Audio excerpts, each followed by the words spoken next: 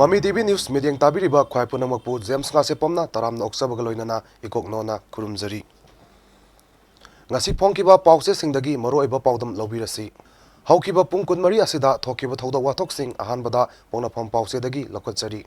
Lan gi jahas Imphal gi curtain riser pangthokre Manipur bu sakang biriba amasung ikai kumna biriba asida aikhoisu tawbimal khangba utpa haisi en biren tha asigi kunga tarukta commission tawnaba thaurang liba Manipur gi konung Imphal gi ming loduna ming tholiba Indian Navy warship destroyer INS Imphal gi curtain riser ngasi Manipur government sinduna kangla gi utra mamangda pangthokre paw sina pongna phom pawche gi headline oina phongli Parliament members Samagani Fuhumdoi suspend Tokibagi Mayokta Imphal da protest Tokre. BJP gi lengak amuk halak labadi democracy gi maraiba kari oigani haibangamde o ibobi. Mamangda amukta thokitriba maong amada Parliament ki ningtam mifam house animakta gi punna member Samaga Nifuhumdoi suspend Tokibagi Mayokta opposition India bloc na ngasi leibak sinba thungna chathakiba khongjang manung channa Imphal da opposition party tarana protest mifam chathakre. Pau sina pongnafam gi anisuba headline oina phongli. Laithau gi thodokta thiba khangdana leirakhiba amasu AR na rescue tawraga police ta sinarakle.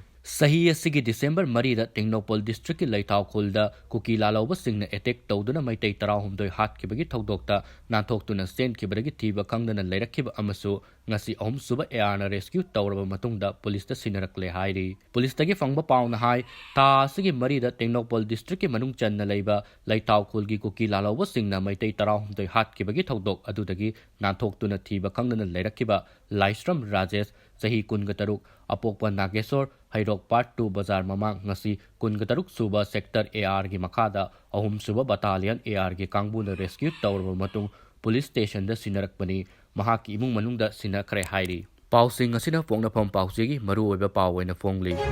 Makatarakpada Huyalan Pau Pause Dagi Lokotsari Modi amasung Birena Luchingba Union Amadi State Lengana Zatharak Liba Thong Singasi Akiba Pokde Ibobi Haiba Pau Sina Ngasi Huyalan Pau Pausegi Ahanba Pau Oiduna Headline Tawduna Phongli Loinana Parliament ki members Chamagani Fuhumdoi Maram Sadana suspend Tawkibagi Mayokta Imphal political party tarana protest Tawkre Haiba Pau Sina Headline Tawduna Phongli Center da Prime Minister Narendra Modi na Luchingba NDA gi lengak amadi Manipur na Chief Minister N Biren na Luchingba BJP gi lengak na lisang sina chatharak liba thong sing asi akhoi akiba ma pokle haina hanagi Chief Minister amasung Congress Legislature Party gi leader Okam Ibobina phongdokre Navy gi missile destroyer INS Imphal Commission tobagi curtain raiser pangthokre Christmas amasung New Year gi khudol oina furup pumna maki library amamam saragani Chief Minister Purup pumna maki marakta thajanadaba thambiraganu mayamgi matengdagi ing tapna hamjilakpa haure Biren Lakliba Christmas kumai amasung New Year gi khudol oina Manipurda laiminarakliba sakanglaba purup pumna maki library amamam athuba matamda saragari haibaga loinana purup masel gi marakta amaga thajanadaba lehanbiraganu hojik mayamgi matengdagi ing tapna hamjilakpa haure haina Chief Minister N Birena phongdokre Lupa koti ahum lomgi yungang sing kanagino amadi arambai tengol gi mingsil naramba naha ani warakre Ngarang numidang dagina ngasi nungtil phawbagi manungda tongan ba mafam anida maira paibi sing yauna mayam thengna kiba lupa koti ahum longi mamal oigadaba yamlaba yungang sing asing mamapu kanano haiba wahang hangnarakle Thodok sing asigi pauna haibada ngarang numidang takhel mamang lekai gi maira paibi singna ahing yarek tuna asat awok sing kumna yengsalingaida kar ama yauna saka tara panba truck ama amasung atopa gari amaga lakpa thengnaki maira paibi singna gari sing adu check tongna ba hairubada miyoi ani khakna arambai tengol gi maming sijinaraga maira paibi singda lupa chamaga kuncha piramlaga chatkibani hairi haiba pausing asina ngase Huyalan Pau Pausegi maroiba pausing oiri Makatarakpada Sanga Express Pause Dagi Lokotsari Party Tarana Safe Parliamentary Democracy ki Khongjung Sangsin Kre